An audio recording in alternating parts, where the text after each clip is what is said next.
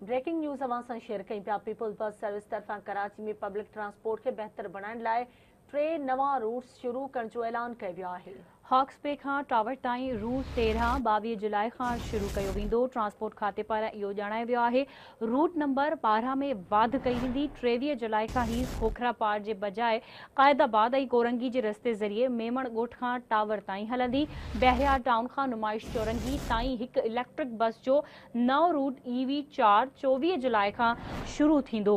यूसुफ ॻोठ खां टावर ताईं रूट 8 25 जुलाई खां शुरू थींदो। ट्रांसपोर्ट खाते पारां इहो ॼाणायो वियो आहे। नवां रूट्स कराची में पब्लिक ट्रांसपोर्ट खे वधाइण लाइ सिंध हुकूमत जी कोशिशुनि जो हिसो आहे। इहो चवणु आहे सीनियर सूबाई वज़ीर शर्जील इनाम मेमण जो रूट्स मुतारिफ़ करण जो मक़सदु शहरियुनि लाइ सस्ती आसान ऐं आरामदाह सफ़री सहूलियत जी फ़रहामी आहे। सीनियर सूबाई वज़ीर वधीक चयो त शहरियुनि जी सहूलियत लाइ वधीक बसूं आंदियूं वेंदियूं ऐं वधीक नवां रूट्स शुरू कया वेंदा।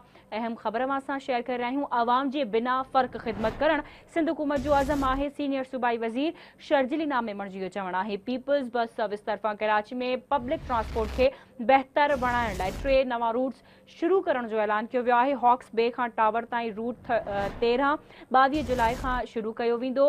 रूट नंबर 12 में वाध कई वेंदी। 23 जुलाई खां ही खोखरा पार जे बजाए क़ायदाबाद ऐं कोरंगी जे रस्ते ज़रिए मेमण ॻोठ खां टावर ताईं हलंदी। बहरिया टाउन खां नुमाइश चौरंगी ताईं हिकु इलेक्ट्रिक बस जो नओं रूट EV 4 24 जुलाई खां शुरू थींदो। यूसुफ ॻोठ खां टावर ताईं रूट 8 25 जुलाई खां शुरू थींदो। ट्रांसपोर्ट खाते पारां इहो ॼाणायो वियो आहे।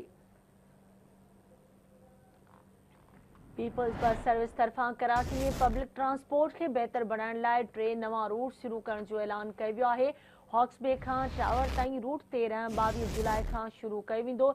ट्रांसपोर्ट खाते जो चवणु आहे रूट नंबर 12 में वाध कई वेंदी, जॾहिं त 23 जुलाई खां ही खोखरा पार जे बजाए क़ायदाबाद ऐं कोरंगी जे रस्ते ज़रिए मेमण ॻोठ खां टावर ताईं हलंदी। तफ़सील मालूम कंदासीं आवाज़ जे रिपोर्टर आमिर सुप्रो खां। जी आमिर, कहिड़ा तफ़सील आहिनि, आगाह कजो। जी बिल्कुल। सिंध जे सीनियर सूबाई वज़ीर शर्जील इनाम मेमण पारां कराची जे शहरनि जे लाइ ॿिया नवां रूट मुतारिफ़ कराया विया आहिनि। सीनियर सूबाई वज़ीर शर्जील इनाम मेमण जो चवणु आहे त पीपल्स बस तरफ़ां कराची में पब्लिक ट्रांसपोर्ट खे बहितर बणाइण लाइ 3 नवनि रूटनि जी शुरूआत जो ऐलान कयो आहे। हॉक्स बे खां टावर ताईं जेको रूट 13 आहे उहो 22 जुलाई खां शुरू कयो वेंदो। सीनियर सूबाई वज़ीर इहो बि चयो आहे रूट नंबर 12 में वाध कई वई आहे। 23 जुलाई खां खोखरा पार जे बजाए क़ायदाबाद ऐं कोरंगी जे रस्ते मेमण ॻोठ खां टावर ताईं हलायो वेंदो।